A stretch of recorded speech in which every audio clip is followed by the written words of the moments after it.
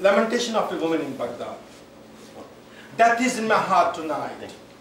Death is in my heart tonight. I hear a screech like bursting blitz of bullets in Ramallah. Death is in my heart tonight. Death is in my heart tonight. I feel a smell like perishing flesh of body Nasiriyah. Death is in my heart tonight.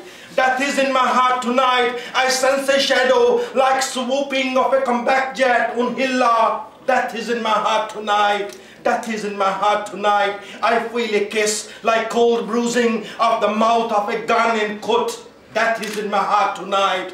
Death is in my heart tonight. I try talking to him, but here in Baghdad, he's not fluent in the speech of life. Death is in my heart tonight.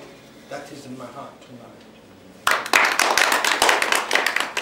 I'll read my first poem that I always read. Is kind of my favorite poem about, I am in love with Annapurnas. And for the last 15 years, I've been going there and, doing trekking. And I used to teach at the university in Srijanaka College. And in these education places where Dr. Tara was one of those students. And and several of those students have now have grown big names in Nepalese literary academic world. So glad to be here today with all these my own family members and friends. This poem is called Mules. This is about those poachers and those, mules, the real mules who carry the load into the Himalayas. Mules. On the great Tibetan salt route they meet me again, old forsaken friends. On their faces, fatigue of a drunken sleep. Their lives worn out, their legs twisted, shaking from carrying illustrious flag of bleeding ascents. Age-long bells clinging to them like festering wounds, beating notes of a slavery that modernism bends.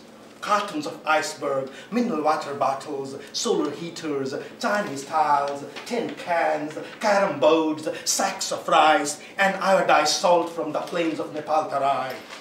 Butterflies of the terrace fields know their names, singing brooks, tempests of their breathless climes. Traffic alert and time-tested, they climb, carrying dreams of posh peacocks, pamphlets of a secretivist war, filth of an ecologist trial seaman, entire kitchen for a cocktail party at the base camp. Defunct development agendas of guilty donors, the West's weird visions lusting for an instant purge. Stone steps of the mountains embossed on their drugged brains like lines of a water love, scratched on the historic ropes of the water spouts. Starry skies of the dozing valleys know the ache of their secret sweat. Sunny days along the crystal rivers taste of their bleeding eyes. And the greatest fiction of their struggling lives lost like real mules, collecting their hooves on the flagstones encircling the cruel grandeur of bloodthirsty mule paths around the glaciers of Annapurna. The poem is called The Letter. In harsh alpine valleys, I walked for days and weeks, meeting no one except voices of my own ancestors. Griffin-beaked visions from my secret lives, tattered souls fluttering like threadbare prayer flags of peace. Unshaved, unwashed, smelling like my grandpa in his last days, afraid of snow bites and meningitis. My heavy shoes dangling like dead albatross around my neck, bleary-eyed, worn out, brooding over her sudden disappearance from the cradle of my life's courtyard, groggy in the company of angular angels, grizzly bear, golden eagles, touching the throbbing beaks of the wounded mules, their flaccid faces crushed like moldy beaten rice, served by almond-eyed girls, bright enough to shame an Aphrodite, offering me salt, rice, and chilies in their makeshift kitchens along the south route.